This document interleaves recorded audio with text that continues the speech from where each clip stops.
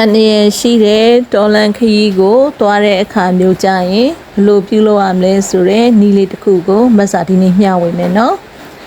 မိမိကတော်လန်ခရီးသွားမယ်အဲ့သွားမယ်ခရီးလမ်းကမွေပါကင်းမအနေရပေါ့နော်အစိတ်ရှိတဲ့သတ္တဝါတွေရဲ့အနေအရန်ရှိတဲ့ခရီးလမ်းမျိုးနောက်တောထဲမှာမိမိလေထဲမှာကောက်စိုက်သွားမယ်မိမိလေထဲမှာမွေပါကင်းမပေါ်တဲ့နေရာမျိုးเนาะနောက်တစ်ခါကျရင်တောင်တက်သွားတဲ့လူမျိုးတောင်တက်ခရီးတွေလေ hiking တွေပါသွားတဲ့လူမျိုးတွေအဲ့လိုမျိုးတွေပေါ့နော်တောတောင်တွေကိုသွားတဲ့အခါမျိုးမှာမွေပါကင်းမှာသတ္တဝါအစိတ်ရှိတဲ့သတ္တဝါတွေဘေးရန်ကနေပြီးတော့ကာကွယ်ပေးတဲ့ဂါထာလေးတစ်ပုဒ်အကြောင်းကိုပြောပြမယ်နော်ဒီတောတောင်ခရီးကိုဝင်ရောက်သွားလာတော့မယ်ဆိုရင်မိမိသွားလာမဲ့ခရီးကိုမျက်နှာမူပြီးတော့မြတ်စွာဘုရားရှင်ရဲ့ဉာဏ်တော်တွေကိုအာယုံပြုပြီးအသက်အောင်ပြီးခုနှစ်ခေါက်ရွတ်ဆိုရမယ်ရွတ်ဆိုရမယ့်ခါရာကလည်းပုဒ္ဓိအားဆိုပြီးဖြစ်ပါတယ်ဒီပုဒ္ဓိအားဆိုတာကိုစကလုံးသုံးလုံးကိုနှစ်ခေါက်ခုနှစ်ခေါက်တီအသက်အောင်ရွတ်ဆိုပြီးတော့မိမိသွားလို့တဲ့ခရီးကိုသွားပါလဲတဲ့သွားတယ်ခရီးသွားတယ်တောတောင်တွေသွားတဲ့အခါမျိုးကြရင်သွားပါ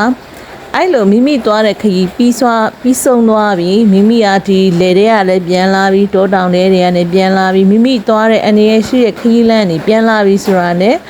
မိမိသွားပြီးခဲ့တဲ့လေတောတောင်ဒါကိုနောက်ပြန်လှည့်ကြည့်ပြီးတော့ပြန်ဖြေတဲ့အနေနဲ့အာဓိပုဆိုပြီးတော့ရွတ်ဆိုရပါမယ်ဒီအာဓိပုကိုရွတ်ဆိုတဲ့အခါမှာလည်းအသက်အောင်ပြီးခုနှစ်ခေါက်ပြန်ပြီးရွတ်ဆိုရပါမယ်ပုဒ္ဓိအားဆိုတာကသားရဲ့တိရစ္ဆာန်တွေရဲ့ဓာတ်နေပြီးတော့မခံရအောင်နှုတ်ပိတ်ခါတာဖြစ်ပါတယ်အာဓိပုဆိုတာကတော့ပိတ်ထားတဲ့နှုတ်ကိုပြန်ဖြေတဲ့အနေနဲ့ဒါပြန်ဖြေတဲ့ခါတာပေါ့နော်ဒါလေးကိုရွတ်ဆိုပေးရမယ်ပုဒ္ဓိအားဆိုတာကလည်းမြတ်စွာဘုရားရှင်ရဲ့ဉာဏ်တော်တွေဖြစ်ပါတယ်ပုဆိုတာကပုပ္ပေနိဝါဒဉာဏ်တော်ဓိဆိုတာကဒိဗ္ဗစက္ခုဉာဏ်တော်အာဆိုတာကအာသောခယဉာဏ်တော်ကိုကိုးစားပြုပါတယ်ဒါပေမဲ့ကိုကနော်ပုဒ္ဓိအားဆိုပြီးတော့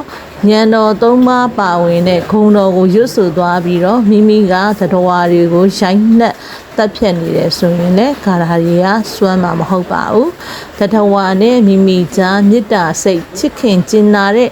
ဓာတွေမုဒိတာတွေဂယုဏတွေပွားပြီးတော့ဒီဂါထာမျိုးကိုရွတ်ဆိုရင်တော့ဒီပုဒ္ဓိအားကအရန်စွမ်းပါလိမ့်မယ်နော်ကဲမတ်စာဒီနေ့ပြောပြတဲ့အကြောင်းအရာလေးကိုသိရှိပြီးတော့